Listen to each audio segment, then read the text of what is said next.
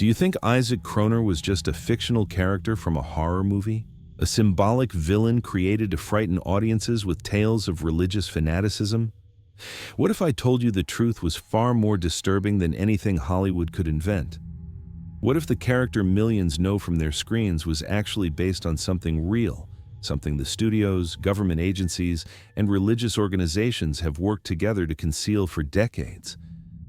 The story I'm about to tell you has never been fully assembled in one place, for good reason. Those who've tried have disappeared, gone silent, or suddenly abandoned their research. Documents vanish, sources recant, hard drives fail, but the pattern remains for those willing to see it. It begins in 1887 in the small mining community of Hol County, Nebraska.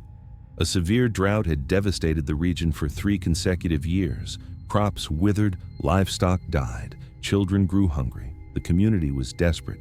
Into this desperation came a young man. His name, according to the only surviving church record, was Isaac Chroner. He was 19 years old. No one knew where he'd come from. No family accompanied him.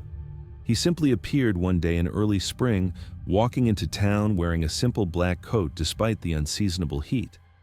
Within weeks, Chroner had established himself as a charismatic spiritual leader. The local paper, the Hol County Banner, described him as possessed of unusual eloquence and wisdom beyond his years. He began holding meetings in abandoned barns, speaking of ancient ways to bring the rain. Adults were skeptical at first, children were not. By June 1887, Chroner had gathered 27 children as followers. They called themselves The Gathering. Parents noted behavioral changes, children speaking in unusual cadences, using strange words, drawing odd symbols. But when the rains finally came in July, attitudes shifted. Suddenly, Chroner had the attention of the adults. The first death came in August. A 12-year-old boy named Samuel Whitley was found in the cornfield. The official cause of death was listed as misadventure, but the doctor's private notes, discovered in 1967 and promptly sealed by county officials, described ritualistic mutilations inconsistent with animal attack or accident. 3 days after Samuel's death, rain fell again. Heavy, persistent rain that saved the crops. By September, 9 more children had died. Each death preceded unusual weather patterns. The town split between those who believed Chroner was responsible and those who credited him with saving the community. When the marshal attempted to question him, Chroner and 16 children vanished overnight. 3 days later, a massive fire destroyed most of Hol County's records. The official history states that Isaac Chroner was a traveling preacher who moved on after a brief stay. No mention of dead children, no mention of weather phenomena. But in the personal, Diary of Marshal James Hawkins, found in his granddaughter's attic in 1976, he wrote, "I will never forget the look in that boy's eyes, not a boy at all, something wearing a boy's skin." For 20 years, the trail goes cold. Then, in 1908, a series of unusual events began in Gatlin, Missouri. A young minister arrived in town. The church records list him as Isaac Chroner, age 20. Despite the passage of time, descriptions match those of Chroner: youthful appearance, unusual charisma, particular influence over children. Within months, Chroner had established a new congregation focused on ancient agricultural rites. The town had been suffering crop failures. After Chroner's arrival, harvests improved dramatically. The children began to change. They spoke differently. They carried corn husk dolls. They gathered at the edge of the fields at dusk. In November 1908, all adults over the age of 19 in Gatlin died in a single night. Official reports blame a leak from the experimental pesticide being tested in nearby fields. All 113 adults dead. Only the children survived. And Chroner. When authorities from neighboring counties arrived, they found the children living normally, tending the fields, attending school. They claimed their parents had moved away after selling the town to Mr. Chroner. No bodies were ever found. The children were relocated to orphanages and foster homes across 5 states. Chroner had vanished. A state investigator named Thomas Reed spent 3 years tracking the Gatlin survivors. His official reports show nothing unusual. but his personal correspondence, discovered in a university archive in 1994, tells a different story. He wrote to his wife, "The children speak of him still, in whispers when they think I cannot hear. They say he is not gone, just waiting. They say he has always been waiting." Reed interviewed 46 of the surviving children. Within 5 years, 39 had died: suicide, accident, unexplained illness. The remaining 7 could not be located. Thomas Reed himself died in 1914. The coroner ruled it heart failure. His wife insisted otherwise. In her journal she wrote, "Tom saw something in the field behind our home the night before he died. He came back pale, unable to speak of it. He burned his notes that night, all of them.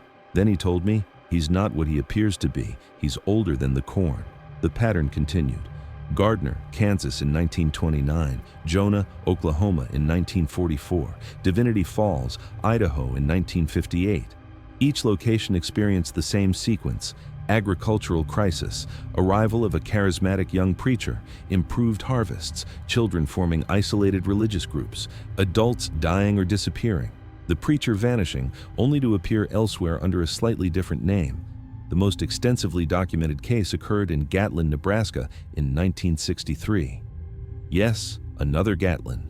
Records show the town was established in 1951 by 7 families who had relocated from different parts of the country.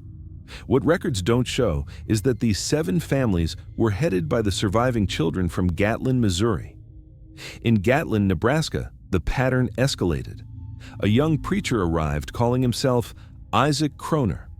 The drought ended. The children formed a religious group they called the Children of the Corn. Adults began to die. But this time, someone was watching. Dr. Elizabeth Harrowway, a cultural anthropologist from the University of Nebraska, had been studying agricultural religious movements. She began documenting the Gatlin situation in secret after local authorities dismissed her concerns. Harrowway's field notes described children gathering in the cornfields at night, speaking in language she couldn't identify. She recorded symbols carved into trees, identical to those described in Marshall Hawkins' diary from 1887. She photographed ritual spaces in the cornfield, photographs that disappeared from university archives in 1975, in her final recording. Made 3 days before her disappearance, Harrowway whispers, "It's not worship, it's feeding. The children aren't followers, they're livestock. Whatever walks among the rows isn't bringing the rain. It's farming us." Her car was found abandoned on a rural road outside Gatlin. The official investigation concluded she had fabricated her research and fled due to academic pressure. Her tenure was posthumously revoked. Her research was discredited. 3 weeks after Harrowway's disappearance, a traveler named Bert Stanton and his wife Vicky drove through Gatlin. They were never seen again. Their car was discovered with blood on the seats. Authorities blamed drifters. By 1964, Gatlin, Nebraska had been abandoned. Official records claim environmental contamination forced evacuation. Aerial surveys show the town was simply empty one day. Satellite imagery from 1973 shows the town had been reclaimed by cornfields, as if it had never existed. The pattern might have continued, unnoticed if not for one critical development: fiction as cover-up. In 1976, a short story called Children of the Corn was published. It featured a preacher named Isaac Chroner leading children in Nebraska to worship a corn deity. The author claimed it was entirely fictional, yet every detail, the names, the locations, the rituals, matched Dr. Harrowway's disappeared research. Was this coincidence, or was it something else? A way to ensure that any future revelations about the real Isaac Chroner would be dismissed as fiction inspired by a popular story? After all, once something exists as entertainment, reporting it as fact becomes nearly impossible. The following year, 17 children disappeared from a summer camp in western Nebraska. The counselor who reported the disappearance described seeing the children following a teenage boy in black into the cornfield. The counselor was later treated for schizophrenia. The case was closed. The children were never found. In 1984, the story became a film.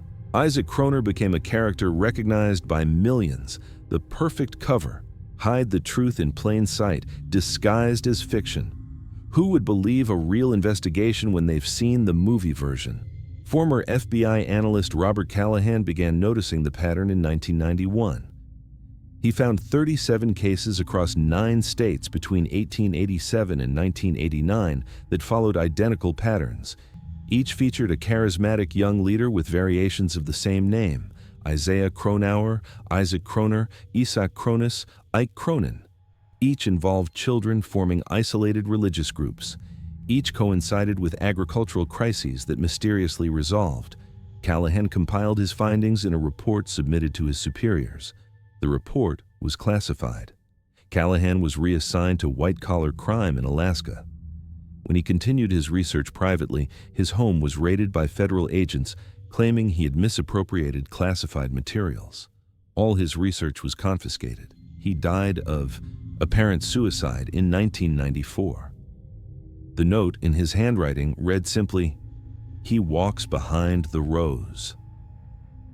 Between 1995 and 2010, the pattern became harder to track. Perhaps because our attention fragmented, perhaps because agricultural communities declined, or perhaps because whatever moved through the cornfields had found new hunting grounds.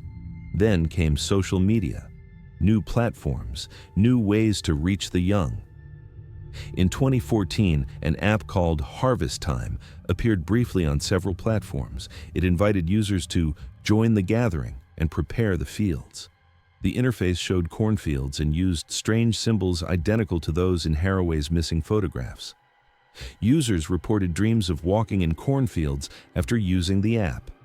It was removed from all platforms within 72 hours. The developer was listed as Kronos Interactive, a company with no other digital footprint. 6 teenagers who downloaded the app disappeared from a small town in Iowa the following week. Their phones were found in a circle in a cornfield. The case remains unsolved. In 2018, a YouTube channel appeared called The True Gathering. It featured a young man with intense eyes speaking about ancient ways to feed the land and prepare for his return. The videos never showed his full face. Viewers reported feeling unusually compelled to follow the channel's instructions, which included leaving specific symbols in fields and parks. After reaching 100,000 subscribers in just 2 weeks, the channel disappeared. Those who had subscribed reported receiving private messages with coordinates to rural locations. Authorities investigated after 3 subscribers were reported missing. They found nothing but flattened corn in perfect circles. Which brings us to now, to why I'm sharing this with you. 3 months ago, I began researching a documentary on agricultural folklore. A footnote in an academic paper led me to the Gatlin incidents. From there, I found fragments of Callahan's work, mentions of Harrowway's research. Patterns emerged. 2 weeks into my research, I received an email from an anonymous address. It contained only a video file. The video showed a teenage boy in dark clothing standing at the edge of a cornfield. He looked directly at the camera and spoke 5 words. "Tell them I'm still waiting." The metadata showed the video had been created in 1887. An impossibility. I continued my research. Strange things began happening. Corn husks left on my porch, my computer showing searches I never performed, dreams of walking between endless rows of corn, following a figure I could never quite see. Last week, I found an online forum where others had encountered similar stories. We began comparing notes. As we assembled the pattern, members began to go silent. Profiles deleted. Communications ceased. Now, I'm the only one still posting. Yesterday, I found a corn husk doll on my pillow. Inside, it was a small piece of paper with coordinates. I haven't gone to investigate. I won't. But I know what's there. A field. Rows upon rows of corn. And somewhere walking between them, a young man who has worn many names but always the same face. This is where most investigators stopped, where their research ended, where they disappeared or recanted or died. But I'm doing something different, I'm telling you, all of you, because secrets keep him strong. Exposure weakens whatever has worn the name Isaac Chroner for over a century. The pattern is always the same. He arrives where food is scarce. He brings abundance through sacrifice. he gathers the young. When resistance comes, he disappears, only to emerge elsewhere under a slightly different name. Always looking the same age, always bringing the same promises and demands. What is he? The question haunts those who've glimpsed the truth. Native American legends from Nebraska speak of a hunger spirit that walks in the form of a pale young man, bringing false abundance in exchange for blood sacrifice. Early settlers' journals mention a corn demon that local tribes would not name directly. Anthropological studies reference pre-colonial beliefs about entities that required regular feeding to maintain agricultural fertility. Whatever the name, whatever the form, the pattern remains consistent. Isaiah Chroner, Isaac Chroner, Isaac Chroner. Variations on a theme, like corn growing from different seeds but yielding the same crop. Perhaps most disturbing is how the entity adapts. From rural preacher to digital prophet, it finds ways to reach the young, to isolate them, to prepare them. For what? Harrowway's final words haunt me. It's farming us. I don't know how long I have before he finds me, before I join the others who've disappeared after getting too close to the truth. But I know this. His power relies on isolation, on keeping each incident separated from the others, on ensuring no one connects Isaiah Chroner to Isaac Chroner, to whatever name he wears now. By telling you this story, I'm breaking that isolation. I'm connecting the rows.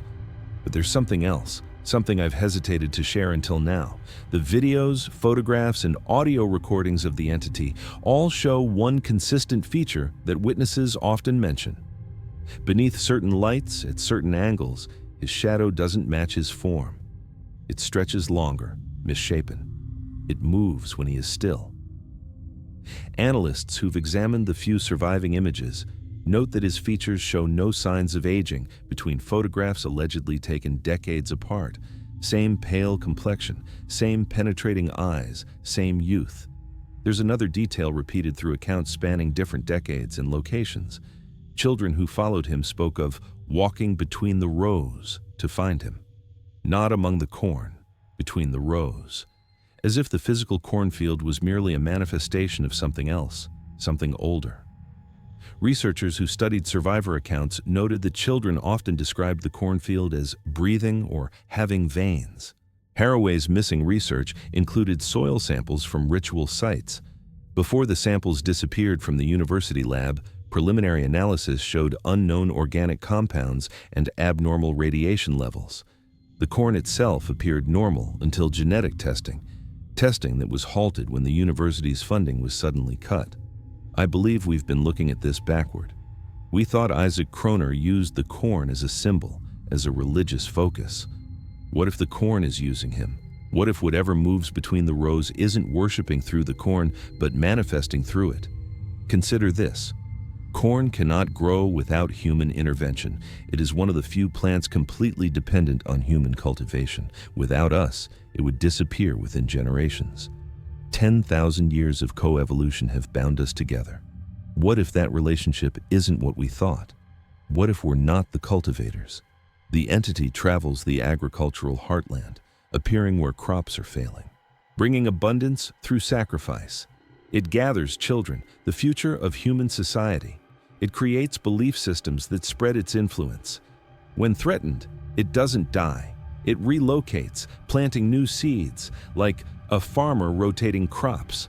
Native American myths warned about making deals with the spirit in the corn. Early settlers' accounts mention strange sacrificial practices they discovered among isolated farming communities.